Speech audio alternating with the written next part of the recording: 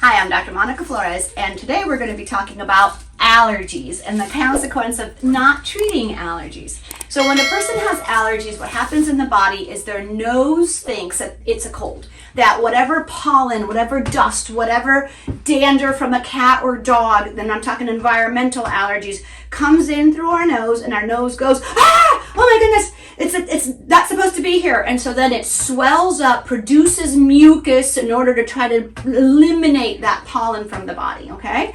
That mucus and that swelling starts to accumulate over time. And eventually your body starts to get used to it. Just like when you go into a place and maybe somebody's wearing a really strong perfume, and after a while your nose no longer smells the perfume, or it no longer smells the cigarette smoke.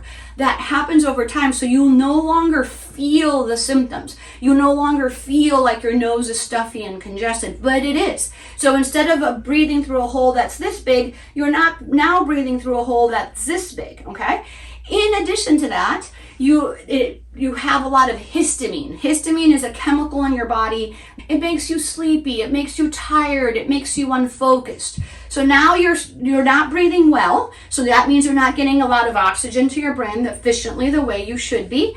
At night, you may start to snore, and you may not get oxygen to your brain at night, and at night is when your brain repairs. So you may be at increased risk for dementia because you've got chronic congestion. You may be at increased risk for sleep apnea in the future. Because you have more mucus, then there's in a little area that you can get infection because the bacteria love mucus. So now you have increased risk for sinus infections, ear infections, and you have increased risk for all that mucus and all that swelling to form up polyps and to make everything stay big. Just like your muscles, when you lift weights, they get bigger. Your nose, the inside, the tissues inside your nose and sinuses will permanently get bigger. And at 30 or 40 or 50, you may need sinus surgery in order to get those things to come down. When you're not getting enough oxygen to all the organs, you may end up with hormonal issues down the road. So if you're a girl, your periods may go off, or your fertility may go off. If you're a boy, your little penis may not work as well when you're 30 or 40 and you kind of need it, okay?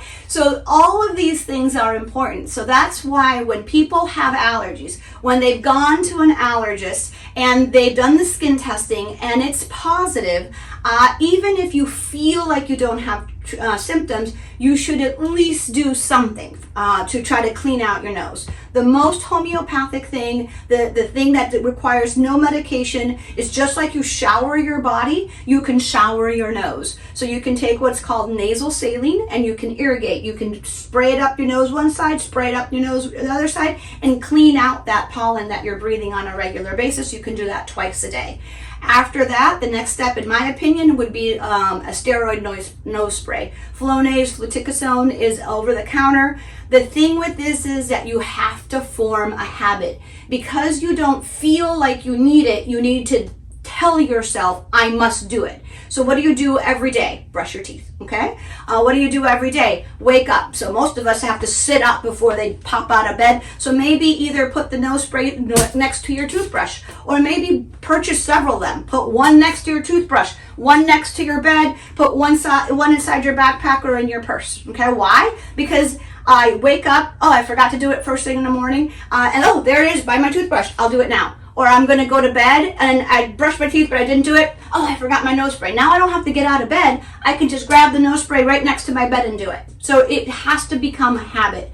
Usually once a day is enough, but you may need to do it up to twice a day. The dosing is 2 sprays twice a day as a maximum dosing. After that, then you can do an antihistamine, Zyrtec, Allegra, Claritin. The reason I don't like those is because that one goes more systemic and can cause more issues with dryness of the mouth, the poop, and so you can end up constipated, okay? And then from there, you can do allergy shots where you see an allergist and they give you something called immune therapy, and then you kind of become used to those allergies. People who have allergies, if you think more of like the whole system, people who have allergies, a lot of times those allergies came from early childhood and a bad gut immunity that allowed that pollen to come inside. So you also have to fix your gut. And you need to eat healthy fruits and vegetables and proteins, and you need to have healthy chicken, meat, fish. you want to go organic and drink lots of water, and you want to not have lots of chemicals, no soda, no cereal, no juices, actually eat the fruits, and you would want to be on a daily probiotic. In my opinion, pretty much everybody should be on a daily probiotic because it boosts gut immunity, and my favorite is Culturelle. So that is my talk that I give to my patients who have moderate to severe allergies, who are saying, I don't really need to do this medicine. I don't have any symptoms. Okay? Thanks so much.